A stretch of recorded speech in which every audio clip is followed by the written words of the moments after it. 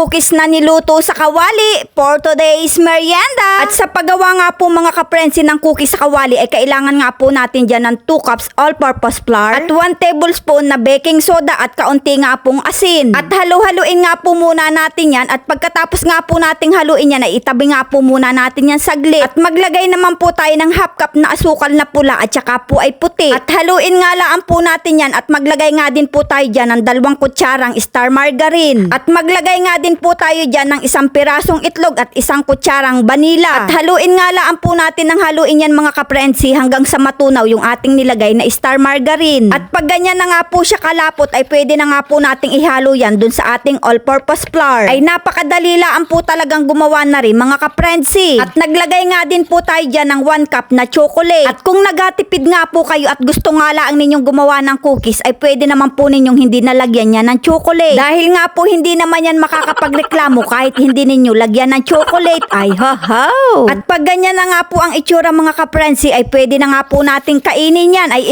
pwede na nga po nating takpan yan at ilagay sa freezer. Ay palamigin nga lang po natin yan ng mga 1 oras para nga po pag binilog-bilog natin ay madali na laang. At ayan na nga po mga kaprensi, pagkalipas ng 1 oras nating nilagay yan sa fridge ay pwede na nga po natin yan bilog-bilogin ng maliliit. At pagkatapos nga po nating bilog-bilogin yan ay pindit-pinditin naman po natin ng kaunti. Ay ayos na nga po yung ganyang kaliliit at pag naman po yan ay naluto ayan po ay malapad-lapad na ng kaunti. At kung mahilig nga po sa cookies ang mga anak ninyo mga kaprensi ay pwedeng kayo na lang po ang gumawa. Dahil nga po hindi rin naman kamahalan ang ingredients nito, marami pa kayong magagawa. At ang kagandahan pa nga po nito mga kaprensi ay kahit wala nga po kayong oven abay pwede kayong magluto ng cookies. Dahil nga po itong mga inagawa nating cookies ngayon ay alutuin nga po natin ay sa kawali. Habang nagabilog-bilog nga po tayo ng alutuing cookies ay nagpainit na tayo na ring kawali. Bali nga po 2 patong na aluminum foil yung ating pinangsapin dyan para nga po ay hindi madaling masunog. Ilayo-layo nga po ang paglalagay natin dyan dahil nga po pag naluto yan nga po ay nalapad. At ganyan nga lang po talaga kahina yung ginawa nating apoy dyan. Pagkalipas nga po ng ilang minuto ay ayan luto na nga po ang ating cookies sa kawali. Napakaganda nga po mga kaprensi ng ating pagkakaluto. Ay di baga nga nipot hindi na natin kailangan ng oven, makaluto lang tayo ng makamasarap na cookies. Dahil nga po ay sa kawali ay sapat na. Ay talaga naman pong pinakabantayan ko ang apoy niyan at pag nga po ay napalakas ay pwede nga pong masunog ang ating inalutong cookies. At ayan na nga po lahat ang ating mga nilutong cookies sa kawali. Kaya naman mga kaprensi, ano pang inaintay natin dyan? Sakmala na!